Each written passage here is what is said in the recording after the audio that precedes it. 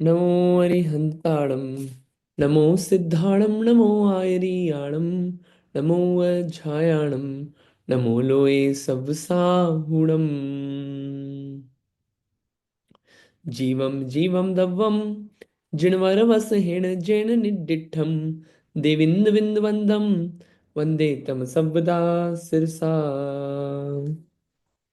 ये द्रव्य संग्रह ग्रंथ में हमारा चल रहा है गाथा नंबर 35, जिसमें आया भाव संवर के भेद। वद समीधि गुत्तियो धम्माणुपेया परिसहजोय चारित्तम बहुभेय नायवा भाव संवर विशेषा। इसको हमने पढ़ना चालू किया था, परिभाषाएं पढ़ी थी व्यवहार और निश्चय के रूप से इन सब की। अब एक एक की डिटेलिंग आ रही है। उसमें पहली डिटेलिंग आ रही है धर्म की, कि धर्म के जो 10 भेद बताए, वो 10 धर्म के एक एक की परिभाषा है। बहुत अच्छी परिभाषा दी गई है। और उसके आगे एक एक का पूरा प्रतिपादन चलेगा, उसको अपन समझ लेते हैं। ठीक है, तो पढ़िएगा यहाँ से। यहाँ से पढ़ना है अपने को। पढ़िएगा रीटा आंटी जी आप। हाँ, जय जिनेन्द्र। मेरी आवाज सुनाई देती है ना? बिल्कुल सुनाई देती है। ओके, ठीक है। Thank you. वह इस प्रकार है। धर्म में प्रवर्तन करने वाले के प्रमाद को दूर करने के लिए धर्म का कथन है। क्रोध उत्पन्न होने में निमित्त ऐसे असह्य दुर्वचन आदि होने पर भी कलुषता, मन की मलिनता न होना, वह परम क्षमा है। इतनी अच्छी परिभाषा। शरीर। थोड़ा आराम आराम से पढ़ना आप डेफिनेशंस को, क्या है वर्ड बहुत अच्छे टच करने वाले हैं। क्रोध ठीक उत्पन्न है। होने में निमित्त क्या है? कौन से वचन? दुर्वचन। और ऐसे हम्म। दुर्वचन जो सहन भी नहीं हो अपने को। ऐसे दुर्वचन किसी ने बोल दिए, ऐसा कुछ काम कर दिया, तो भी उसको कुछ बोलना तो दूर की बात, उसको मारना तो दूर की बात, अपने मन में जरा सी भी कलुषता नहीं होना, मलिनता नहीं होना। यह है वास्तविक क्षमा। यह है क्षमा। सारे निमित्त आ जाए क्रोध के, फिर भी भैया आता ही नहीं इनको तो क्रोध, मलिन ही होता मन। यह है वास्तविक क्षमा धर्म। ठीक है, मन भी मलिन नहीं होना, है ना। चलिए आगे। शरीर की स्थिति के हेतु आहार के शोध में अन्य के घर जाते हुए मुनि को दुष्ट जनों द्वारा गाली, हंसी, तिरस्कार के वचन, मारना, शरीर का घात इत्यादि क्रोध उत्पन्न होने के निमित्त मिलने पर भी परिणामों में मलिनता का अभाव होना, उसे क्षमा कहते हैं। बढ़िया। चल, कंटिन्यू कीजिए, जहां समझाना होगा वहां मैं रोक दूंगा। चलिए। ठीक है। जाति आदि के मद के आवेश में हुए अभिमान के अभाव को मार्दव कहते हैं। युगों की अवक्रता को आर्जव कहते हैं। अर्थात मन वचन काय रूप योगों की सरलता को आर्जव कहते हैं। सज्जनों के प्रति अच्छे वचन बोलना उसे सत्य कहते हैं। अर्थात प्रशस्त जनों के प्रति समीचीन वचन बोलना वह सत्य कहलाता है। लोभ को प्रकर्ष रूप से अत्यंत निवृत्ति को शौच कहते हैं। लोभ की निवृत्ति प्रकर्षण पने को प्राप्त हो, वह शौच, शुचि, पवित्र भाव अथवा शुचि कर्म व शौच इस प्रकार निश्चित किया जाता है। समिति में प्रवर्तमान मुनि को प्राणघात और इंद्रिय वशायों का त्याग व संयम है। इरिया समिति आदि में वर्तते हुए मुनि को उनका परिपालन करने के लिए प्राणियों के घात के त्याग और इंद्रिय विषयों के त्याग को संयम कहा जाता है। इंद्रिय आदि प्राणियों को पीड़ा पहुंचाने को त्याग व प्राणी समय है, और संयम। शब्द आदि, प्राणी संयम है। आई एम सॉरी, प्राणी संयम है, और शब्द आदि इंद्रिय विषयों में राग का आसक्त और भावना होना वह अ, इंद्रिय संयम संयम है। है। हाँ, ये संयम तक हुआ। अब संयम में और विशेष बात आ रही है कि संयम का ही और विशेष प्रतिपादन कर रहे हैं। पढ़िए उसको भी, ये तो समझ में आया होगा सब। पढ़िए इसको। हाँ, हम्म। उसका प्रतिपादन करने के लिए 8 शुद्धियों का उपदेश है। वह इस प्रकार है: 8 शुद्धि: भाव शुद्धि, काय शुद्धि, विनय शुद्धि, इरियापत शुद्धि, भिक्षा शुद्धि, प्रतिष्ठापन शुद्धि, शयनासन शुद्धि और वाक्य शुद्धि। ये क्या बता रहे और हैं? यहाँ पे बता रहे हाँ, हैं कि हाँ, संयम जो है, संयम किस प्रकार से रखा जाता है। इंद्रिय और प्राणी संयम बोला ना, तो उसके लिए बाहर हम्म, इस प्रकार की शुद्धियों का पालन करते हैं, शुद्धता का, जिससे संयम पालन होता है। इसलिए 8 प्रकार की शुद्धि हुई। भाव, मन वचन काया तो 3 हो गई शुद्धि। फिर विनय, इर्यापद, भिक्षा, प्रतिष्ठापन, शयनासन। मतलब जो जो काम करते हैं उसमें शुद्धि रखना। भाव होते हैं उसमें शुद्धता रखो। काय से हिलन डुलन होता है उसमें शुद्धता रखो। बोलना होता है उसमें शुद्धता रखो। चलना होता है, इर्यापद शुद्धि। भिक्षा शुद्धि, भोजन आदि के लिए निकलते हैं वो शुद्धि।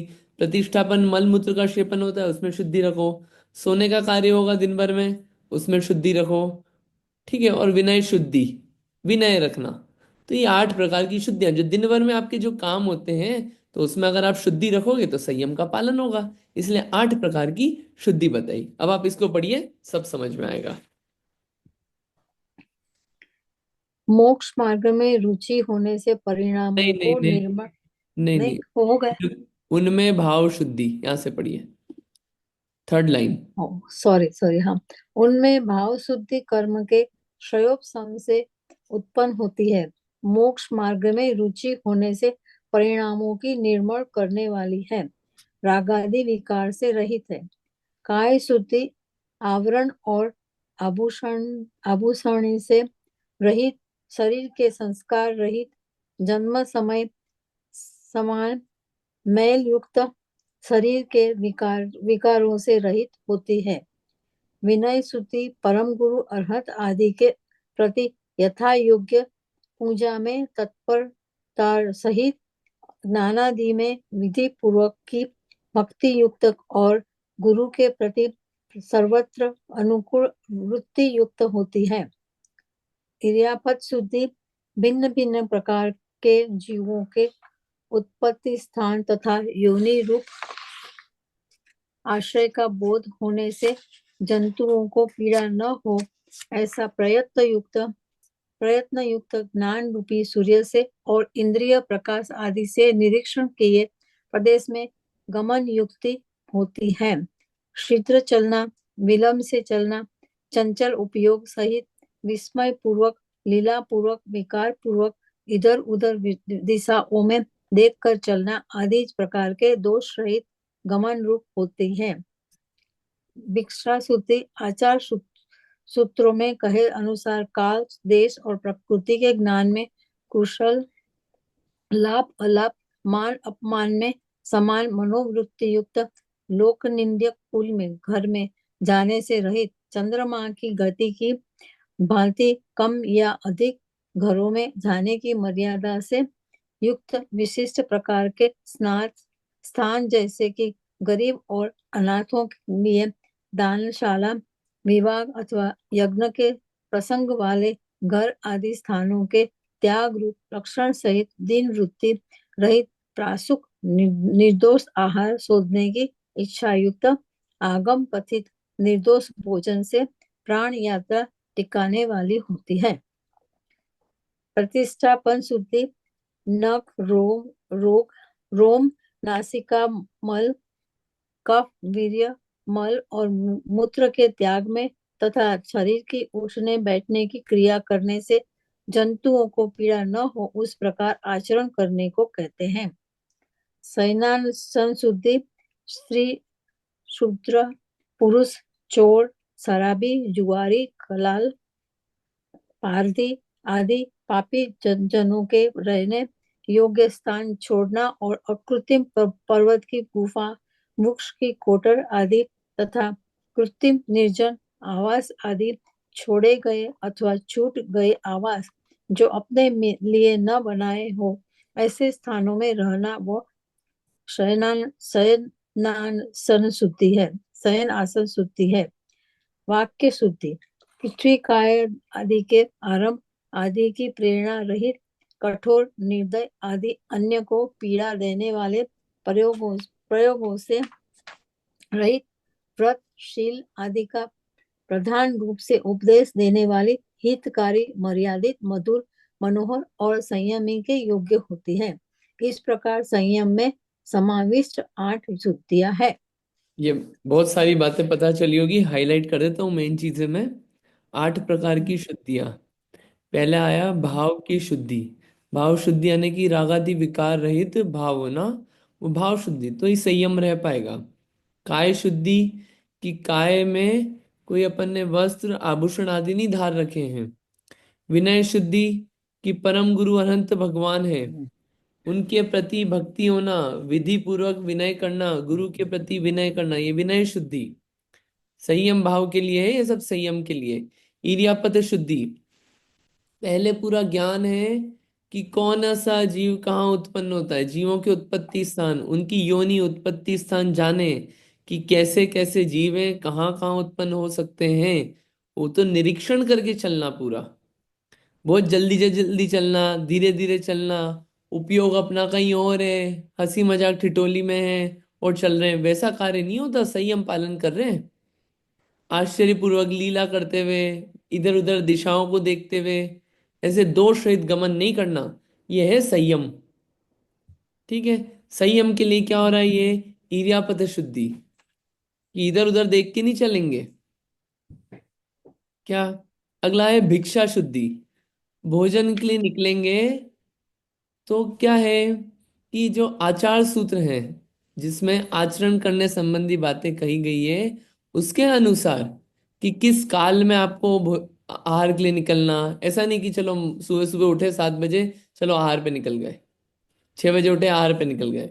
किस समय निकलना, वो सब बताया गया है शास्त्रों में। किस देश में किस समय कैसे क्या करना।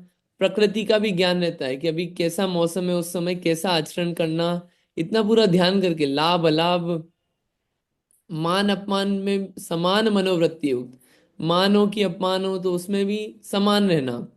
लोक निंद घर में नहीं जाएंगे आहार करने, जहाँ पे कहीं बुराई, किसी घर की बुराई होती हो, किसी कुल की कोई वो नहीं हो, कुछ उन्होंने बुरा काम करा हो, पाप युक्त हो, व्यसन में युक्त हो कोई घर परिवार, तो वहां पे भोजन आहार लेने नहीं जाएंगे। और वहां आहार लेने जाएंगे तो बहुत गलत हो जाएगा। चंद्रमा की गति की भांति कम या अधिक घरों में जाने की मर्यादा से युक्त विशिष्ट प्रकार के स्थान, जैसे कि गरीब और अनाथों के लिए दानशाला, विवाह अथवा यज्ञ के प्रसंग वाले घर आदि स्थानों के त्याग रूप लक्षण सहित। कोई दानशाला है तो उसमें नहीं, विवाह वगैरह की जगह है, तो विवाह, किसी का विवाह हो रहा है तो उस घर में आहार करने नहीं जाएंगे, भिक्षा लेने नहीं जाएंगे। कहीं यज्ञ हो रहा है तो वहां पे आहार करने नहीं जाएंगे, क्योंकि क्या है, वो प्रसंग ऐसे हैं राग रूप, कि वहां पे क्या है, वो भिक्षा में शुद्धि नहीं रह सकती। ठीक है। तो इसके अलावा दीन वृत्ति रहित, दीन बन के नहीं जाएंगे कि हमको आहार करवा दो, कोई ऐसे दीन बन के नहीं जाएंगे आहार करने।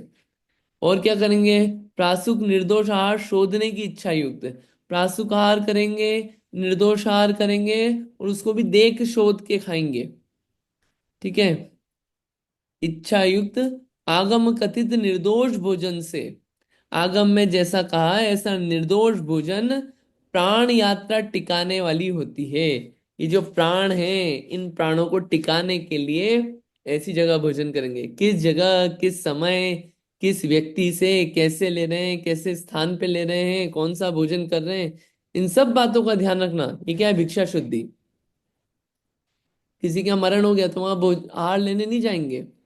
किसी के यहाँ विवाह दिए तो उसके आहार करने नहीं जाएंगे, क्योंकि वो प्रसंग ऐसे हैं कि उसमें क्या है, सब उथल पुथल रहता है, शुद्धि नहीं रह पाती है विचारों में भी और सब चीजों में। तो उन सब जगहों का त्याग करते हैं। ठीक है।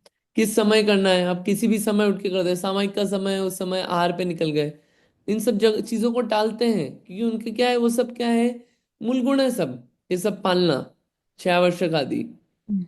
तो उसमें दोष लगाने का नहीं करते बिल्कुल कार्य।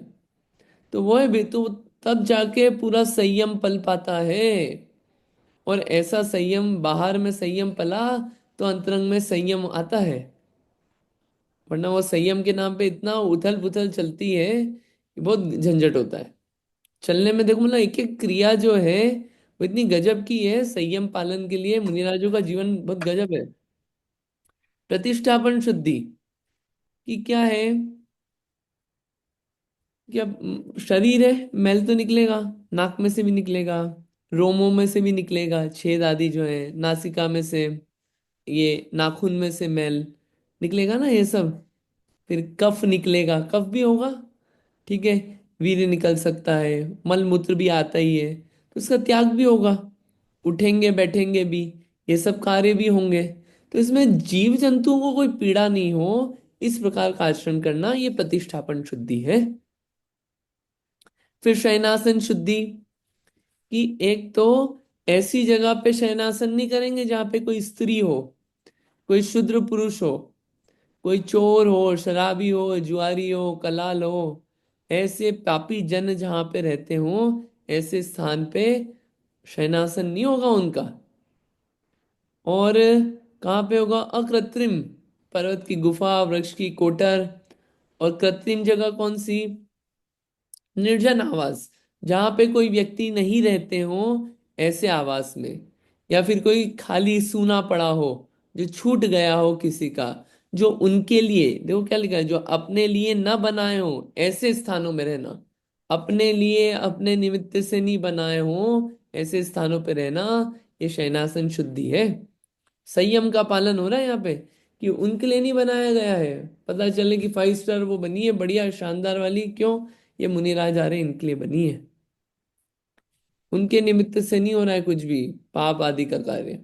कुछ खाली पड़ा है, ऑलरेडी है, रुक गए वहां पे।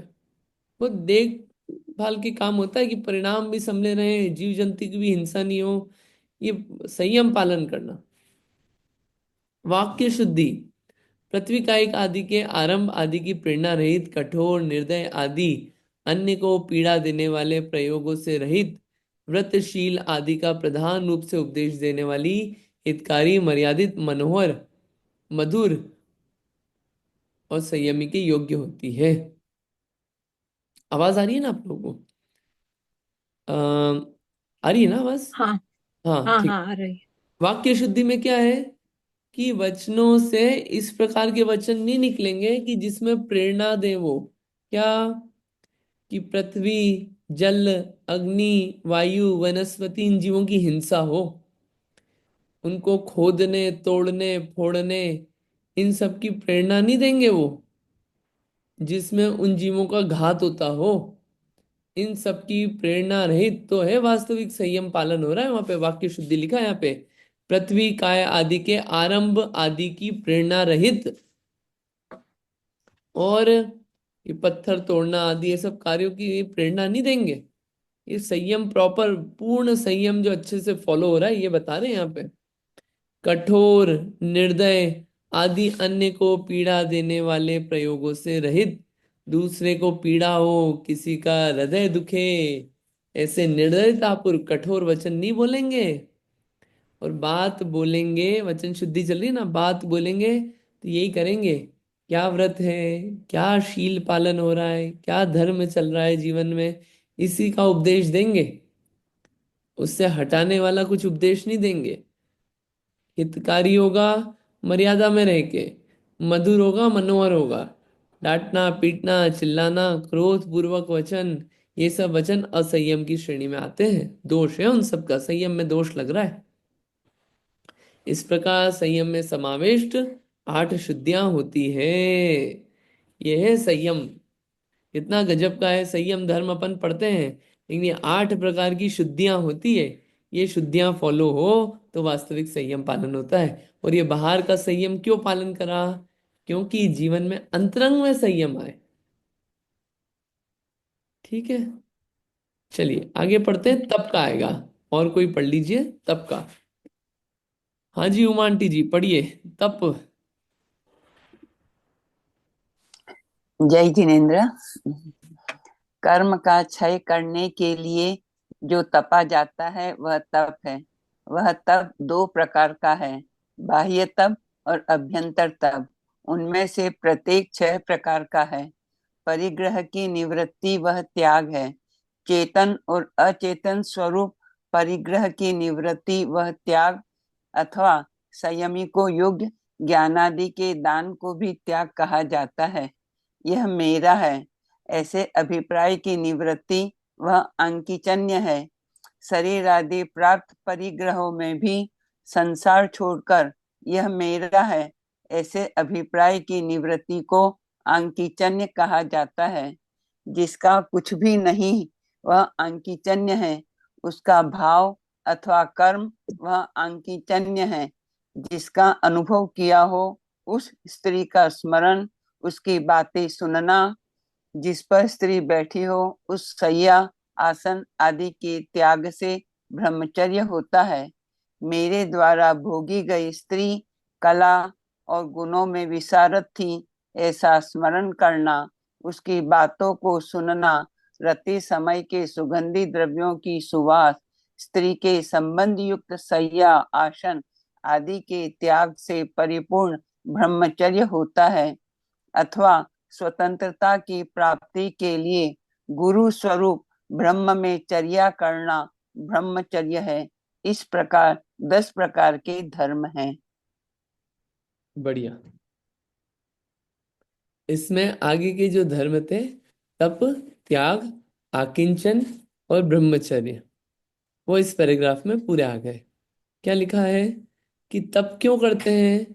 कर्म का क्षय करने के लिए। संवर भी होता है और निर्जरा भी होती है तप से। अपन ने तत्वार सूत्र में पढ़ा है ना कि जो संवर के कारण है वो निर्जरा के कारण भी है, और तप जो है वो निर्जरा का कारण है। और ये तप जो है काय में आया है? 10 धर्म में आया है। ये तप दो प्रकार का है, बाह्य और अभ्यंतर तप, जिसका आप लोगों ने पढ़ा है, छह छह प्रकार के होते हैं। और परिग्रह का त्याग करना, निवृत्ति करना, वह त्याग है। त्याग अपन चेतन अचेतन परिग्रह का त्याग करते हैं। और दान आदि को भी अपन कहते हैं कि ये त्याग किया है मैंने, तो ये त्याग है। दो प्रकार के त्याग होते हैं, अंतरंग और बहिरंग। राग द्वेष का त्याग करना ये अंतरंग त्याग है, और बाहर में वस्तुओं का दान देना ये बहिरंग त्याग है। आते हैं ना, ज्ञानी दोनों दान संभारे, है ना, निश्चय और व्यवहार दोनों आते हैं उसमें, दोनों त्याग संभालते हैं। ठीक है। फिर आकिंचन्य, यह मेरा है, ये बहुत इंपॉर्टेंट है। यह मेरा है, इस अभिप्राय की निवृत्ति वह आकिंचन्य है। ये हर चीज में जो अभिप्राय है ना, अपना बना हुआ है थॉट, क्या यह मेरा है। अब रोज बोलना नहीं पड़ता है, लेकिन अपने को दिमाग में कितना सेट है, कितनी सारी चीजें मेरी। आप बताओ कैसा दिमाग में सेट है? पति मेरा है, बच्चे मेरे हैं, ये शरीर मेरा है, ये बाल मेरे हैं, ये आंखें मेरी है, ये चश्मा मेरा है, ये कपड़े मेरे हैं, ये अलमारी मेरी है, ये मोबाइल मेरा है, ये कार मेरी है, लैपटॉप मेरा है, ये टीवी मेरा है, ये घर मेरा है, ये सोफा मेरा है। कितनी चीजें हैं। ये किचन मेरा है। एन नंबर ऑफ थिंग्स जो सेट है दिमाग में, ये मेरा है। ये जॉब मेरी है, ये टाइटल, ये पोस्ट मेरी है, लेक्चरर इन दिस यूनिवर्सिटी, ये मेरा टाइटल है, ये मेरा है पोस्ट। कितनी चीजों के साथ मेरा पना जोड़ रखा है अपन ने। ये अभिप्राय है, जुड़ा हुआ है कि नहीं अभिप्राय? ये क्या है? परिग्रह। कितना परिग्रह इकट्ठा है, वो रोज अपने को वो बार बार रिवाइज नहीं करना पड़ता उसको। अपने को दिमाग में इतने अच्छे से सेट है कि यस, ये सब मेरी है। इतनी चीजें, कितनी सारी चीजें, अगर आप गिनने बैठोगे, लिस्ट बनाओगे, कितनी चीजें हैं। ये मेरा, ये मेरा, कितनी चीजों पे, रुपए पैसे की बात ही नहीं कर रहे हैं और भेद पे नहीं जा रहा हूं मैं, लेकिन कितनी चीजों के साथ जुड़ा हुआ है ये। तो शरीर आदि प्राप्त परिग्रहों में भी संस्कार छोड़ यह मेरा है, ऐसे अभिप्राय की निवृत्ति को आकिंचन ने कहा है। आकिंचन ने किसको कहा है? यह मेरा है, इस अभिप्राय को, ये जो अपन ने श्रद्धान बना रखा है, ये हटाना, शरीर से हटाना, जितनी वस्तुएं हैं उनसे हटाना, जिन जिन चीजों में लगा रखा है अपन ने, शरीर, पुत्र, स्त्री, माता पिता, चश्मा, मोबाइल, घर, गाड़ी, किचन, किचन की वस्तुएं, सोफा, टेबल सेट, और कितनी प्लॉट्स, जमीनें, पैसे, कितनी चीजें हैं। सब में क्या है? मेरा है, मेरा है। ये जो मेरा मेरा मेरा भाव है, इसको हटाना, ये क्या है? ये आकिंचन है। आकिंचन का अर्थ देखिए आप। आकिंचन, अकिंचन भी बोलते हैं इसे। किंचित मात्र भी नहीं है मेरा। मेरा तो किंचित मात्र भी नहीं है। ये भाव डेवलप होना, ये क्या है? आकिंचन्य, परिग्रह रहित। मेरा तो सिर्फ आत्मा है। वास्तविकता में अगर सोचा जाए तो वो भाव डेवलप होना आकिंचन धर्म है। ठीक है। जिसका कुछ भी नहीं वह आकिंचन्य है। उसका भाव अथवा कर्म वह आकिंचन्य है। अकिंचन हो गया। ये जो है ना, ये मतलब अपन मालाएं फेरते हैं, ये माला भी होना चाहिए एक साथ में। मेरा कुछ नहीं है, मेरा कुछ नहीं है, मेरा कुछ नहीं है, मेरा कुछ नहीं है, मेरा कुछ नहीं है। या फिर जिस चीज के प्रति अपने को बहुत ज्यादा ममत्व है, ये मेरा नहीं है, ये मेरा नहीं है, तो दिमाग में सेट हो गई चीजें कि हाँ यार, ये मेरी चीज है ही नहीं, मैं मान मान के बैठा हूँ इसको पीछे, जबरदस्ती पकड़ के बैठा हूँ। उन चीजों से पूछो आप, तू मेरी है क्या? जैसे एग्जाम्पल के लिए मोबाइल से पूछो, मोबाइल तू मेरा है क्या? मोबाइल से पूछो आप कभी। अगर जो चीज अपनी है तो वो अपने अकॉर्डिंग चलना चाहिए और अपने हिसाब से चले। अगर अपना है तो कहाँ है अपना? अपने हिसाब से चलता ही नहीं है ये। कभी भी खराब हो जाता है, कभी भी बंद कर देता है, कभी भी बैटरी डाउन हो जाती है। कहाँ चलता है अपने हिसाब से? शरीर से पूछो आप, शरीर तू मेरा है क्या? मेरा है तो मेरे हिसाब से चल। कभी भी बीमार हो जाता है, कभी भी कलर बदल जाता है इसका, धूप में जाओ तो काला हो जाता है, सफेद हो जाएगा, कभी भी कैसा हो जाएगा, झुर्रियां पड़ जाएगी, कुछ तो भी हो जाता है, बाल बढ़ जाएंगे, कुछ भी हो जाएगा। चलता ही नहीं अपने हिसाब से। हम चाहते थे हमेशा 18 20 साल 24 साल के रहें, ये तो 50 साल का होके बैठ गया। चलता ही नहीं अपने हिसाब से। जो चीज अपने हिसाब से नहीं चल रही है वो अपनी नहीं है। अपना हो तो हमेशा अपने साथ रहे और अपने अकॉर्डिंग चले। ना हमेशा अपने साथ रहेगी ये चीज, ना अपने अकॉर्डिंग चलेगी, यानी कि अपनी नहीं है। अपने साथ हमेशा रहेगा अपना आत्मा, और वही अपने अकॉर्डिंग चलता है। तो अपना क्या है? आत्मा। अपन ही अपने हैं आत्मा। ये भाव आना, ये है आकिंचन में। ये बहुत इंपॉर्टेंट चीज है, ये भाव डेवलप होना। जिसका अनुभव किया हो उस स्त्री का स्मरण, उसकी बातें सुनना, जिस पर स्त्री बैठी हो शैया आसन आदि के त्याग से ब्रह्मचर्य होता है। जिस स्त्री के साथ अपन रहे हो, जिसका अनुभव किया हो, जिसके साथ अच्छे से अपन रहे हो, सब बातें भी हुई हो, उसका स्मरण मात्र भी नहीं आना। उसकी बातें, उसके बारे में कुछ चर्चा चल रही है तो उन बातों को सुनने में भी बहुत राग नहीं होना कुछ भी। और जिन जगहों पे, जिन आसनों पे क्या है स्त्री बैठी हो, जिन शैयाओं पे स्त्री सोई हो, उन आसनों को ग्रहण नहीं करना, ये है ब्रह्मचर्य। इतना कड़क होता है ब्रह्मचर्य। आप देखना, जिन आसन पे अगर स्त्री बैठी हो, वहीं पे आके ब्रह्मचारी होगा, पूर्ण रूप से पालन करने वाला, वो उसमें नहीं बैठेगा हाथों हाथ। सब अपना अपना लेके चलेंगे। ये ब्रह्मचर्य है। मेरे द्वारा भोगी गई स्त्री कला और गुणों में विशारद थी, ऐसा स्मरण करना। कितनी अच्छी थी, दिखती बढ़िया थी, इतनी होशियार थी, सब काम जल्दी जल्दी कर देती। ये सब जो चीजें हैं, ये सब क्या है? ये सब नहीं होता। उसकी बातों को सुनना, जब रति थी, प्रेम था, अच्छा था, तो अच्छी सुवास लेना, स्त्रियों के संबंध युक्त शय्या आसन आदि के त्याग से परिपूर्ण ये ब्रह्मचर्य है। तो मात्र बात इतनी है, अथवा स्वतंत्रता की प्राप्ति के लिए गुरु स्वरूप ब्रह्म में चर्या करना। मुख्य बात यह है ब्रह्मचर्य की, क्या? ब्रह्म मीन्स आत्मा, चर्य यानी कि उसमें लीन होना। पूर्ण स्वतंत्रता होने प्राप्त करने के लिए अपने आत्म स्वरूप में लीन होना, वो है वास्तविक ब्रह्मचर्य।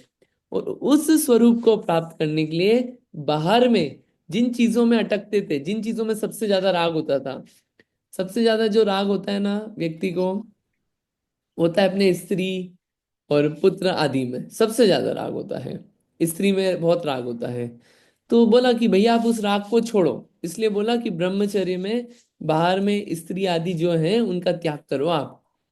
उनका त्याग हुआ, और उसके बाद जो है क्या है, आत्मा में लीन होने का अब पूरा उपयोग अब आपके पास आत्मा में टिकेगा ना, आपको उपयोग लगाना नहीं है।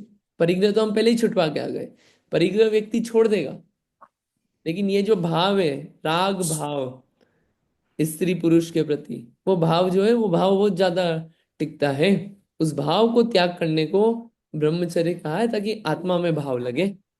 ठीक है, ये इस प्रकार से 10 धर्म हुए। ये 10 धर्म क्यों समझाए?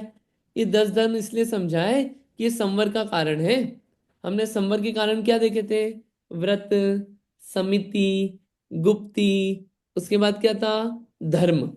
ठीक है, अब धर्म के बाद आता है 12 भावना। ये 12 भावना क्या है?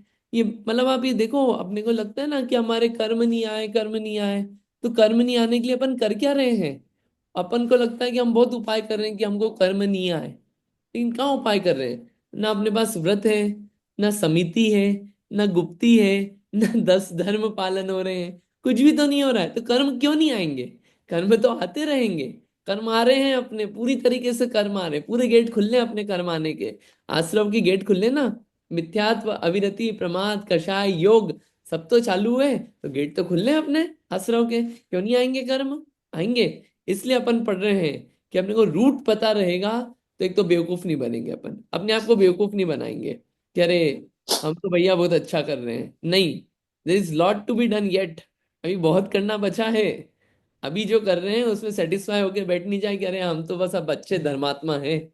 ये है वास्तविक धर्म, जिसमें कर्म आना रुके और कर्मों की निद्रा हो, तो धर्मात्मा है अपन। वास्तविक वास्तविकता चल रही है यहाँ पे। ठीक है, चलिए अगला क्या है? कर्म रोकने का उपाय संवर का 12 भावना। 12 भावनाओं के नाम क्या है? अनित्य अक्षरण संसार, एकत्व अन्यत्व अशुचि, आश्रव संवर निद्रा, लोक बोधि दुर्लभ धर्म। इन 12 प्रकार की बातों को बार बार विचार करना, वो क्या कहलाता है? अनुप्रेक्षा या भावना। इन 12 प्रकार के बिंदुओं का विचार करना, अनित्य को अध्रुव भी बोलते हैं। ये 12 प्रकार की बातें, या तो आप इन शब्दों से विचार कर लो, अपने पास कंटेंट नहीं होता है, शब्दों से विचार नहीं होता, तो जो 12 भावनाएं लिखी गई है उनको पढ़ पढ़ के विचार करें। 12 भावना जब भी पढ़े, तो ऐसा नहीं है कि 5 मिनट में पढ़ ली और डन खत्म। वो इसलिए लिखी थी 12 भावना कि आपके पास दिमाग में कंटेंट नहीं आता है ना, ये 2 लाइन पढ़ो, 2 लाइन पढ़ के अब सोचो आपके हिसाब से, और वो सोचने में आपको कम से कम आधा पौन घंटा लग जाएगा, तो आपकी 12 भावना पड़ी गई अच्छे से। राजा, राणा, छत्रपति, हाथिन के असवार। अब लगाओ आप इससे कि वो राजा राणा इन सब की बात चल रही है जो हाथी पे थे, बाकी सबकी लगा लो आप। एक एक सोचो इंसान की, मरना सबको एक दिन, अपनी अपनी बात सोचो आप उसमें। सारी बातें चलेगी, अभी उस चलेगी तब बात करेंगे उसकी। जो विचार करने के लिए, सिर्फ पढ़ के खत्म करने के लिए नहीं कि 2 मिनट 4 मिनट में पढ़ लिया डन। सोचने के लिए 2 लाइन पढ़ी, रुको, सोचो एक एक बात उसकी, तब तो वो अंदर में चिंतवन हुआ उस 12 भावना का, इसलिए लिखी गई है। चलिए 12 भावना पढ़ते हैं, एक एक भावना के बारे में देखिए कितना डिटेल आएगा। ये पूरा अनित्य, अशरण, पूरा अच्छा डिटेल में चलेगा। अंतरंग बहिरंग, निश्चय नय, व्यवहार नय, द्रव्यार्थिक पर्यार्थिक, सब तरफ से चलेगा। उसको अपन पढ़ते हैं। पढ़िए उमा आंटी जी, कंटिन्यू कीजिए। अध्रुव अनित्य भावना। अब अध्रुव अनुप्रेक्षा का कथन किया जाता है। वह इस प्रकार द्रव्यार्थिक नय से कंकोत्कीर्ण ज्ञायक एक स्वभाव पने से अविनाशी स्वभाव वाले निज परमात्म द्रव्य से भिन्न जीव के संबंधी जो अशुद्ध निश्चय नय से रागादि विभाव रूप भाव कर्म अनुपचरित असद्भुत व्यवहार से द्रव्य कर्म और नौ कर्म तथा उपचरित असद्भुत व्यवहार से उसके स्वस्वामी संबंध भाव से ग्रहित जो स्त्री आदि चेतन पदार्थ, सुवर्ण आदि अचेतन पदार्थ तथा चेतन अचेतन मिश्र पदार्थ आदि लक्षण युक्त ये सब पदार्थ अध्रुव है, ऐसी भावना करनी चाहिए। वैसी भावना वाले पुरुष को उनका वियोग होने पर भी झूठे भोजन के समान ममत्व नहीं होता। उनमें ममत्व का अभाव होने से अविनाशी निज परमात्मा को ही भेदा भेद रत्नत्रय की भावना द्वारा भाते हैं, और जैसे अविनाशी आत्मा की भावना करते हैं, वैसे ही अक्षय अनंत सुख स्वभावी मुक्तात्मा को प्राप्त करते हैं।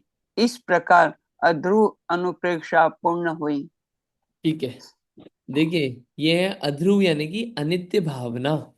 अनित्य भावना क्या है? पहले 12 भावना क्यों पढ़ी जाती है? ये 12 भावनाएं जो हैं, ये वैराग्य उत्पन्न करने वाली है। राग से हटके विराग, वैराग्य की तरफ ले जाने वाली है। तीर्थंकर भी जो होते हैं, जब तप कल्याणक महोत्सव होता है, दीक्षा ग्रहण करने जाते हैं, तो इन 12 भावनाओं का ही चिंतन करते हैं। वो वैराग्य को और बढ़ाती है। तो ये क्या है? ये 12 भावना है। ये चीज किसी एक व्यक्ति को, एक अच्छे व्यक्ति मिले थे, काफी अच्छे अच्छे ज्ञानी। उन्होंने बोला था, आपको जीवन में 12 भावनाओं का तो रोज कम से कम विचार करना ही चाहिए। सुबह उठ के नाम बोलो, नाम बोलने के बाद एक एक भावनाओं के बारे में कुछ विचार करो। आप कुछ समय दो उसको, तो आपका विचार चलेगा, कुछ चिंतन चलेगा। ये 12 भावनाएं इतनी क्रीम चीज है। इसमें शुरू की 6 भावनाएं वैराग्य बढ़ाने वाली है, और बाद की 6 जो है वो ज्ञानवर्धक है। ऐसे डिवीजन है। अपन पहले इसको पढ़ते हैं कि क्या है 12 भावना में। अनित्य भावना अपन समझे, उससे पहले आप में से अगर कोई बताना चाहे कि आप क्या समझते हैं अनित्य भावना से, तो आप बताइए, फिर अपन इसमें ऐड करेंगे चीजें और। ठीक है, पहले आप अपनी सोच बताइए। आप लोगों ने सबने पढ़ रखा है, बताइए। किसी को बोलना हो तो डेफिनेटली आप बोलिए, नहीं तो अपन इसमें से पढ़ के ही समझेंगे।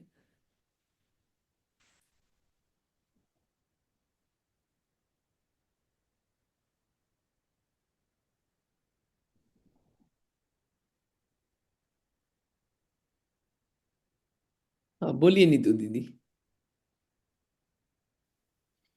अनित्य का मतलब ये है कि जो कभी हमेशा नहीं आवाज रहेगा। आवाज बहुत दूर से आ रही है, बहुत कम आ रही है।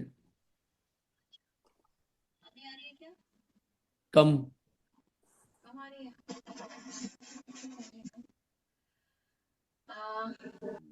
अनित्य का मतलब है कि हम्म। जो भी चीज है वो हमेशा नहीं रहेगी, खत्म हो जाएगी, नित्य नहीं रहने वाली है। अनित्य है जैसे कि कुछ भी चीज है, यहाँ तक कि हमारा शरीर है वो भी नहीं रहेगा, चला जाएगा। और ये तो हम जो संसार की चीजें देखते हैं वो तो नष्ट ही होती है, कभी भी खराब चली जाती है। तो उसका मतलब वही है। ठीक है, बढ़िया। ठीक है, कि इसमें ये कहा, वर्ड टू वर्ड अभी समझा देंगे, लेकिन पहले आपको ये बता दें, आपने बढ़िया बोला है। अनित्य अध्रुव, ध्रुव यानी कि हमेशा रहना, नित्य यानी कि हमेशा रहना, अनित्य अध्रुव यानी कि हमेशा नहीं रहना। इस संसार में जो भी अपने को चीजें मिली हुई है, चेतन पदार्थों की अचेतन पदार्थों, चेतन पदार्थ यानी कि स्त्री पुत्र, ये जो भी सब मिले हुए हैं, या फिर अचेतन पदार्थ हो। अचेतन पदार्थ क्या है? घर, गाड़ी, और भी जो जो चीजें हैं, जितनी चीजें, ये सब क्या है? ये सब चीजें अनित्य हैं। ये हमेशा नहीं रहने वाली। ये विचार क्यों करें हम? ये हमेशा नहीं रहने वाली है। काहे के लिए करें हम ये विचार? जब जाएगी तब जाएगी, चली जाएगी, क्या टेंशन है? ये शरीर है, ये हमेशा नहीं रहेगा। तब देखेंगे जब जाएगा। अभी तो मजे से रहें। क्या है, जब ये चीजें छूटती है ना, तब बहुत रोना आता है, तब बहुत दुख होता है, तब इतना परेशानी होती है कि वो डाइजेस्ट नहीं हो पाता है। अरे, ये नहीं रहा, ये चला गया, ये अब चीज वैसी नहीं रही, ये टूट गई, ये खराब हो गई, ये बीमार हो गया, ये चला गया। ओ हो, मतलब उसमें ही सालों निकल जाते हैं लोगों को। हो सकता है इतना डाइजेस्ट नहीं हो पाता, कुछ कुछ तो खुद चल देते हैं इस कारण। तो क्या है कि वो शौक नहीं लगे अपने को इतना, क्योंकि अपने को पहले से ही विचार किया हुआ है कि हाँ, ये हमेशा नहीं रहने वाला है। तो क्या है, उसके प्रति विरागी पना हो गया। वो राग उतना गाढ़ा नहीं है, वैराग्य है उसके प्रति, क्लैरिटी अपने को कि हाँ, ये नहीं रहेगा हमेशा। इस बात का अपने को यूं तो पता है कि हाँ, हमेशा नहीं रहेगा, लेकिन क्या श्रद्धा नहीं है? क्यों? कि रोज उसका चिंतवन नहीं होता है बराबर। रोज चिंतवन होना तो बराबर दिमाग में फिट बैठ जाता है। उसका आनंद रहता है हमेशा। एग्जाम्पल के लिए, रोज अपने को ख्याल रहे कि एक खुशी सी रहती है कि मेरे बैंक अकाउंट में कितने पैसे हैं, ओहो इतना है, तो एक अंदर से क्या रहता है, हाँ मेरे पास है, मैं मालदार हूँ, मेरे पास है माल। ऐसे ही यहाँ पे बार बार चिंतवन में रहे, क्या चीज, हाँ ये वस्तुएं हमेशा नहीं रहने वाली। तो आप देखो नजरिया चेंज होता है उन वस्तुओं के प्रति, श्रद्धांज चेंज होता है, और जो ममत्व भाव है, मेरापना, रागपना, वो उतना गाढ़ा नहीं रह पाता, वो कम होता जाता है। और कम होने से क्या होगा, अब मिलजुल के बातचीत सब चलेगा जीवन में, उसमें कोई कमी नहीं होगी, लेकिन ये होगा कि वो वस्तुओं का जब वियोग होगा तो क्या होगा, कोई ऐसा शौक नहीं होगा कि अरे चले गए तो अब शौक में बैठे हुए हैं। अरे जाने वाला तो चला गया, अगर जाने वाला गया तो कहाँ गया होगा, या तो देवगति में गया होगा, तो वो तो मजे कर रहा है, वो मजे कर रहा है, अपन रो रहे हैं जबरदस्ती। वो तो मजे में चला गया ना देवगति में, ही इज इंजॉइंग, ही और शी इज इंजॉइंग। अपन यहाँ बैठे बैठे आंसू बहा रहे हैं उसके पीछे। क्यों? क्योंकि अनित्य भावना का चिंतन नहीं था। और अगर नरक या तिर्यंच में गया, तो जिस व्यक्ति ने काम ऐसे किए उसके लिए अपन आंसू क्यों बहा रहे हैं, क्यों बहा रहे हैं? मतलब वो सब विचार चलते रहे सारी बातों के, तो क्या एक समता आती है, इतना इतना एकदम पागलपना सा नहीं होता है, शौक नहीं होता है, परेशानी नहीं होती है। इसलिए बात बता रहे हैं अनित्य भावना का चिंतन करो। और दूसरा कारण क्यों बता रहे हैं ये, कि जब ममत्व हटेगा, साथ में है व्यक्ति, चला जाए व्यक्ति, दोनों सिचुएशन में ममत्व कम रहेगा, तो क्या होगा, टाइम मिलेगी, फुर्सत मिलेगी आत्मा के लिए, तो आत्मा से प्रेम बढ़ेगा, आत्मा से ममत्व बढ़ेगा, आत्मा को समझेंगे, स्वयं की आत्मा को, तो अपना कल्याण होगा।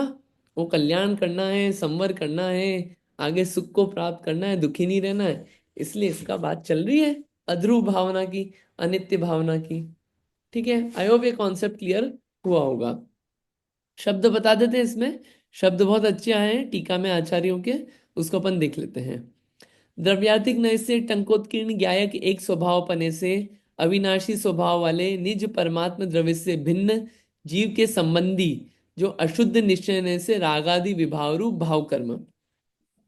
आत्मा कैसा है, आत्मा एक टंकोत्कीर्ण ज्ञायक है। टंकोत्कीर्ण यानी कि टांकी होती है जिसपे ही क्या है, उसी पे ही, जैसे आप मान लीजिए कि वहीं पे उसकी डिजाइन बनाई गई, तो वो क्या है, वो डिजाइन उससे अलग नहीं है, वैसे ही ज्ञायक स्वरूप जो है वो आत्मा से अलग नहीं है, इसलिए बोला टंकोत्कीर्ण ज्ञायक, ये स्वभाव है। अविनाशी, कभी नाश नहीं होगा, आत्मा का कभी नाश ही नहीं होगा, ये पता साथ। हाँ नीतू दीदी बोलिए। क्या टंकोत्कीर्ण का मतलब ऐसा होगा कि जैसे पत्थर में उकेरी हुई जैसे प्रतिमा निकाल लें वैसा? राइट, एग्जैक्टली, आपने और अच्छे से बताया। तो हाँ, वो क्या है, थैंक वो अलग नहीं है ना, उसमें उकेरी भी है।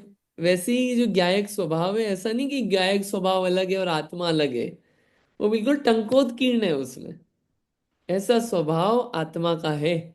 और अविनाशी है, कभी नाशवान नहीं होगा ये आत्मा, ऐसा स्वभाव वाला आत्मा है। और इससे अलग क्या चीज है, भाव कर्म, मोह राग द्वेष। मोह राग द्वेष को अलग क्यों बोला आत्मा के स्वभाव से, क्योंकि मोह राग द्वेष जो है वो हमेशा नहीं रहते, हमेशा जीव मोही रागी द्वेषी नहीं रहता, और रहता तो सिद्ध नहीं हो सकते, कभी अनंत नहीं हो सकते। तो मोह राग द्वेष जो है, इसको आत्मा का बोला है, क्यों बोला, अशुद्ध निश्चय नय से, अशुद्ध पर्याय है मोह राग द्वेष की, इसलिए अशुद्ध निश्चय नय से उसको आत्मा का बोला। पहले आपको समझाया हुआ, अशुद्ध नय, शुद्ध निश्चय नय, परम शुद्ध निश्चय नय। और अनुपचरित असद्भुत व्यवहार नय से द्रव्य कर्म और नौ कर्म, द्रव्य कर्म 8 कर्म और 9 कर्म उसके सहकारी शरीर आदि जिनसे वो फल दे पाता है। ये क्या है, द्रव्य कर्म 9 कर्म, ये पौद्गलिक है, पुद्गल आदि को जीव का कहना, ये व्यवहार नय से कहते हैं। और जहां पे पुद्गल है वहीं पे जीव है, इसलिए इसको क्या बोला, अनुपचरित असद्भुत व्यवहार नय। अनुपचरित असद्भुत व्यवहार नय से द्रव्य कर्म और 9 कर्म। और उपचरित असद्भुत व्यवहार नय से किसको बोला, ये जो स्त्री है, घर है, इसको बोला ये मेरा घर है, ये मेरी पत्नी, ये मेरे बच्चे हैं, ये मेरा सोना, ये मेरा चांदी है, इन सबको जीव का बोलना। तो ये पुद्गल को जीव का बोलना, जो कि एक क्षेत्र अवगाही नहीं है, जहां पे पुद्गल, जहां पे जीव रह रहा है वहीं पे नहीं रह रहे ना, ये अलग अलग जगह है ना सबकी। तो वो क्या है, वो उपचरित असद्भुत व्यवहार ने से उसको जीव का कहा है। तो ये सब वास्तव में जीव से भिन्न है। नए समझा तो समझ में आया कि भैया ये व्यवहार की भाषा है, इनको अपना कहना। निश्चय ने अशुद्ध निश्चय ने समझा तो समझ में आ गया है, अशुद्ध पर्याय को जीव का बोल रहे हैं, वास्तविकता ये इससे अलग है। ये नए समझ के फायदा हुआ। तो ये सब एंगल समझ के ये समझना कि ये पदार्थ जो है मेरा तो सिर्फ एक ज्ञायक स्वभाव है, जो कि अविनाशी, उनसे ये सब भिन्न है, ये अध्रुव भावना है। जिसको ये भावना डेवलप हो गई, उस भावना वाले जीव को अगर इन सब चीजों का वियोग होगा, ये सब चीजें चली जाए, घर चला जाए, पुत्र स्त्री मकान, ये सब चले जाए, उसको पता है मेरे पास तो जो रहना था हमेशा वो अभी तक है, और इतनी दिमाग में पहले से ही सेट थी बात कि ये हमेशा नहीं रहेंगे मेरे साथ। तो क्या होगा, जैसे झूठा भोजन कोई खाता है, किसी को झूठा भोजन परोसो कि खाना पड़ेगा, तो उसको मजा नहीं आएगा खाने में, कोई मजे से चाव से नहीं खाएगा, ममत्व रहित रहेगा उसके प्रति। वैसे ही झूठे भोजन जैसे उनके वियोग के प्रति उसका भाव रहेगा, और उनमें ममत्व का अभाव होने से अविनाशी निज परमात्मा को ही भेदाभेद रत्नत्रय की भावना द्वारा भाते हैं। उनमें ममत्व नहीं है, तो जब अपना आत्मा है, परमात्मा है, उसकी भावना भाएंगे, और उसकी भावना भाते भाते इसको प्राप्त करेंगे, अक्षय अनंत सुख की प्राप्ति होगी, उस मुक्त स्वरूप को प्राप्त कर पाएंगे। यह अनित्य भावना का चिंतन करने का फायदा। नए से समझा, वास्तविकता समझी, उसका विचार करते रहे, वो विचार श्रद्धान में बैठा, तो जो मेरा है अब उसकी तरफ ध्यान जा रहा है, बाकी की तरफ ध्यान जा ही नहीं रहा है। ये क्या है, अनित्य भावना है। ये विचार चले, ये थॉट प्रोसेस डेवलप हो, ये चिंतवन चले, इसलिए डेली 12 भावना का चिंतवन तो होना ही चाहिए, बिल्कुल होना ही चाहिए 12 भावना का चिंतवन। जितने थॉट्स अपन डेवलप कर सकते हैं उससे रिलेटेड खुद के, वो क्लासी थॉट्स। अगर सोचने में नहीं आता, रोज लिखो एक एक भावनाओं के बारे में, बिना देखे आपने कॉन्सेप्ट समझ लिया ना, लिखो अब उसका प्रैक्टिकली अपने जीवन में, तो वो इतनी क्लैरिटी हो जाएगी चीजों की क्या।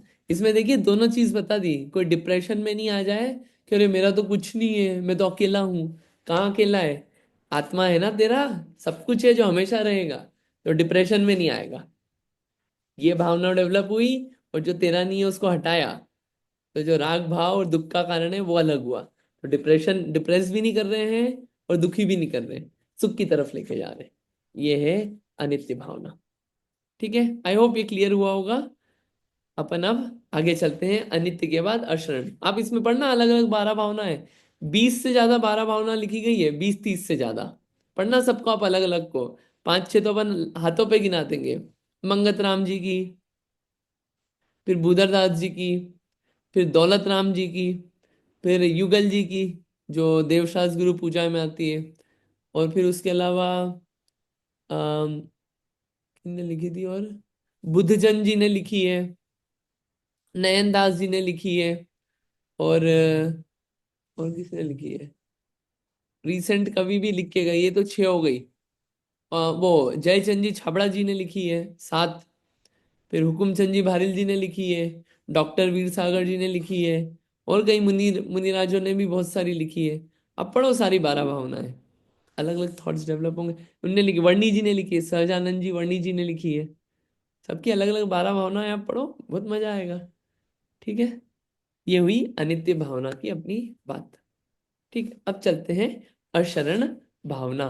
व्हाट इज अशरण भावना, इसको अपन पढ़ लेते हैं। हाँ जी, कोई और पढ़िए, किसी को रीड करना हो तो प्लीज पढ़िए। व्हाट इज अशरण भावना, ये अपन ने सिर्फ पढ़ने के लिए नहीं पढ़ी है। अनित्य भावना कॉन्सेप्ट समझ में आया हो तो आप लिखना, रोज उसके बारे में सोचना। कोई एक टाइम डिसाइड हो जाए कि सुबह उठ के सोचेंगे, दिन में सोचेंगे, रात को सोने से पहले सोचेंगे, कभी तो सोचेंगे डेली। ये ओवर द टाइम चलेगा तो थॉट्स डेवलप होंगे, एक दिन की बात नहीं है ये सब, अभी तो सिर्फ पढ़ा है अपन ने। ठीक है, हाँ, अशरण भावना पढ़िए, किसको पढ़ना है, पढ़िएगा प्लीज।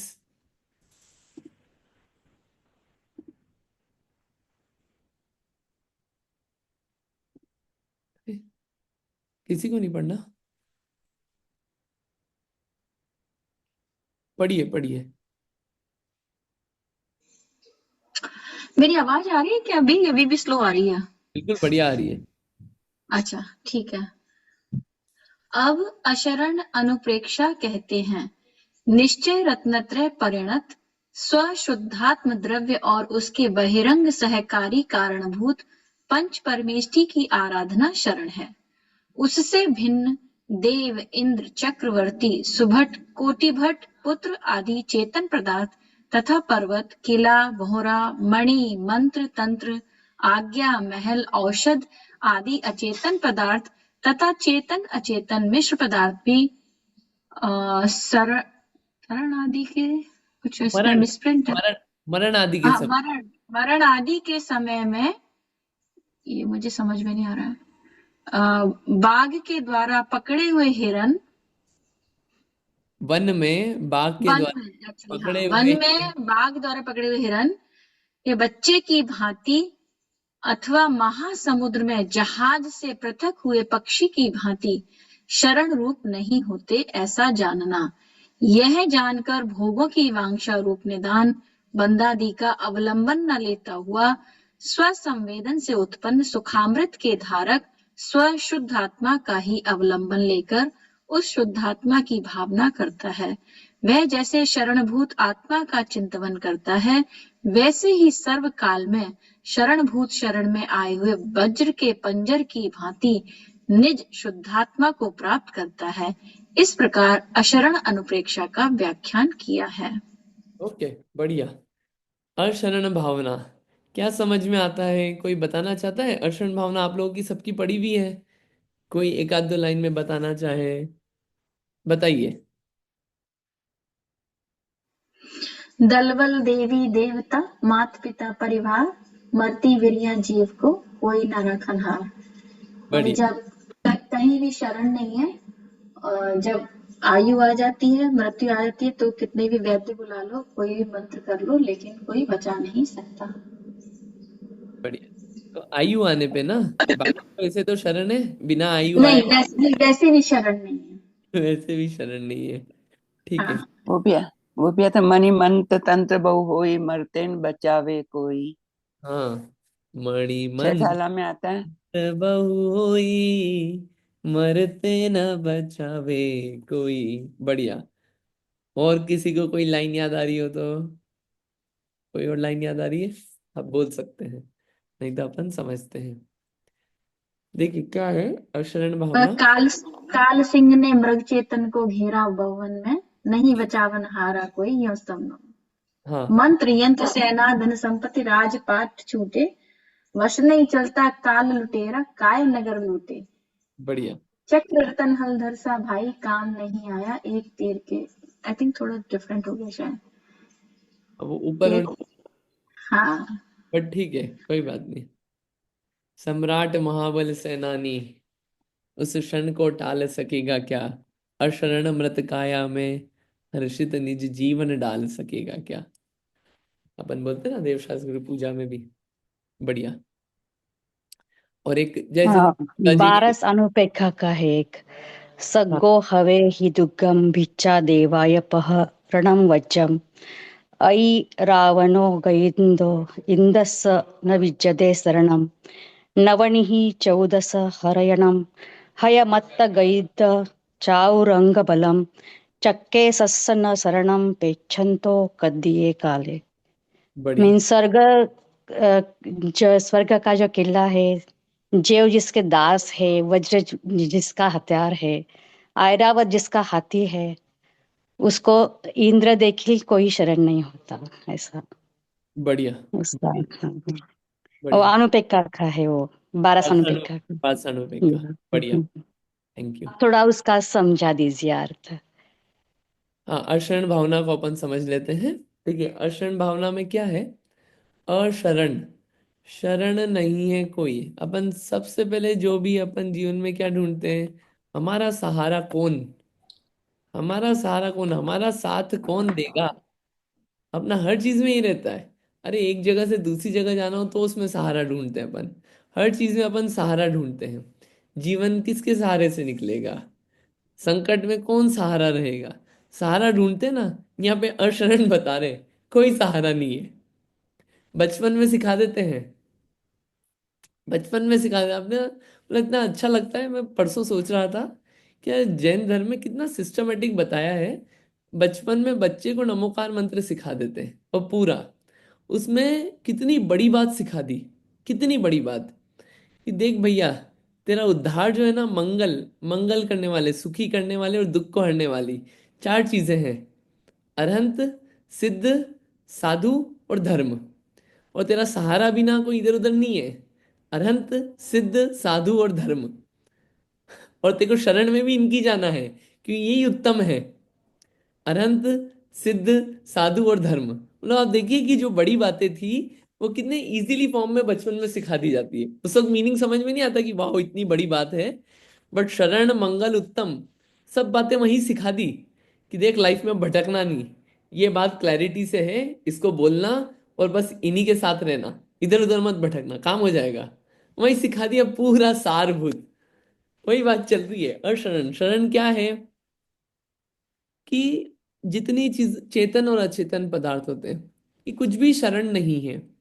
एग्जाम्पल के लिए इंद्र हो, देव हो, चक्रवर्ती हो, बहुत बलवान हो कोई, कोटिभट श्रीपाल जैसा हो, पुत्र हो, स्त्री हो, कितनी ही चेतन पदार्थ हो, ये कोई सहारा नहीं है।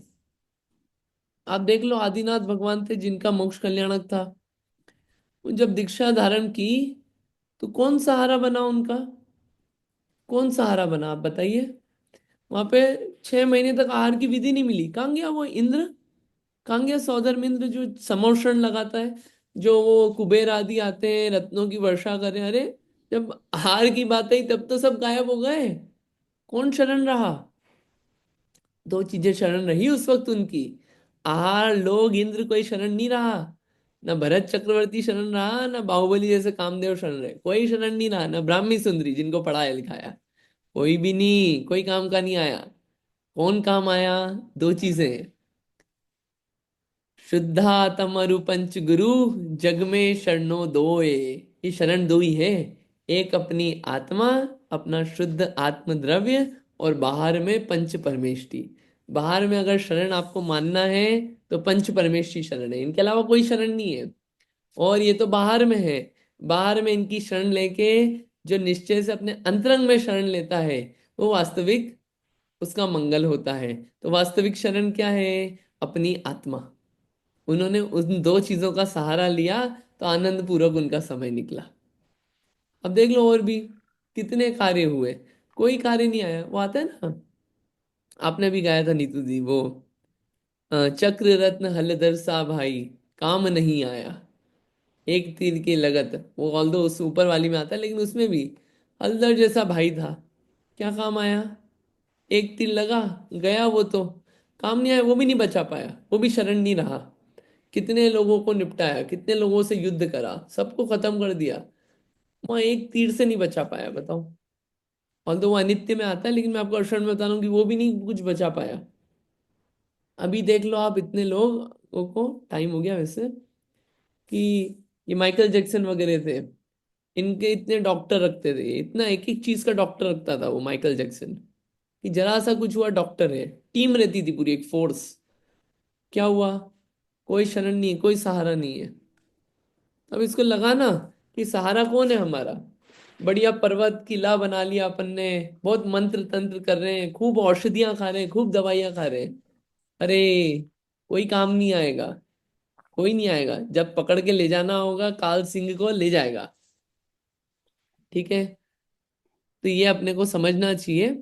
तो इसको जान के क्या होगा कि अपने को लगता है कि हमारा ये सहारा है, ये घर सहारा है, ये जमीनें ले लेंगे तो सहारा है, ये व्यक्ति हमारा सहारा है। जिन जिन चीजों में अपन ने अपना सहारा सुख ढूंढ रखा है, ये भाव हट जाएगा अगर अपन ने एग्जाम्पल्स देखना चालू कर देंगे तो। और वो भाव हटेगा तो जो दिन भर अपना चलता रहता है वांछा है कि मेरे को ये मिल जाए, ये मिल जाए, ये मिल जाए तो मैं इससे सुखी हो जाऊंगा, ये मेरी शरण है, ये मेरा सहारा है, वो भाव हटेगा। उनका सहारा लेने की बजाय जो वास्तविक सहारा है अपना आत्मा, वो भाव डेवलप होगा। और वो भाव डेवलप हो तो वास्तविक अर्शरण भावना का अपना चिंतन हुआ। ठीक है, ये तो अपन ने अभी बात करी है। इसको रीड अपन कल करेंगे वापस से, इसमें जो बातें आई है। और उसके आगे ऐसे एक एक भावना चलने वाली है। संसार चलेगी, संसार आएगी, फिर उसमें बहुत सारी बातें आएगी, संसार में और बहुत सारी बातें आएगी। कितनी बातें आएगी, तीन लोक का वर्णन भी आने वाला है। ऐसी गजब गजब बातें आएंगी। टीकाएं बहुत अच्छी लिखी गई है मूल ग्रंथों में, इनमें टीकाएं बहुत बढ़िया है, पढ़ने लायक है। ठीक है, कल अपन संसार भावना को सोचेंगे। आप लोग ये करना, अनित्य भावना जहां जहां जोन जोन सी मिले आप उसको पढ़ना, दो दो लाइन, और विचार करना। तो मजा आएगा 12 भावना पढ़ने का। ठीक है, इतना ही रखते हैं, बाकी अपन अगली बार करेंगे फिर टाइम आने पे। जिनवाणी स्तुति कर ले। आज अपन ने क्या पढ़ा? तप पढ़ा अपन ने, संयम पढ़े, संयम में 8 शुद्धियां संयम की भावना के लिए। फिर तप, त्याग, आकिंचन, ब्रह्मचर्य, 12 भावनाओं के नाम, और उसमें अनित्य और अशरण भावना का स्वरूप अपन ने देखा। अब अपन आगे का जो है उसको नेक्स्ट टाइम पढ़ेंगे। ठीक है, आज इतने ही रखते हैं। आप लोग रिवाइज करना, पढ़ना आप लोग वापस स्वयं से पढ़ना। अपन तो यहाँ पढ़ते हैं, लेकिन आप घर में इस ग्रंथ को खोल के जितना अपन पढ़ रहे हैं वापस रीड कीजिए, तो हृदय में बैठेगा वो। ठीक है, चलिए। जावाणी के ज्ञान से सूझे लो कालो, सोवाणी मस्तक नमो सदा दे तुम ढो। है जिनवाणी भारती तो वही जपो दिन रैन, जो तेरी शरणा गए सो पावे सुख चैन। जिनवाणी माता की जय। 9 बार नमोकार मंत्र।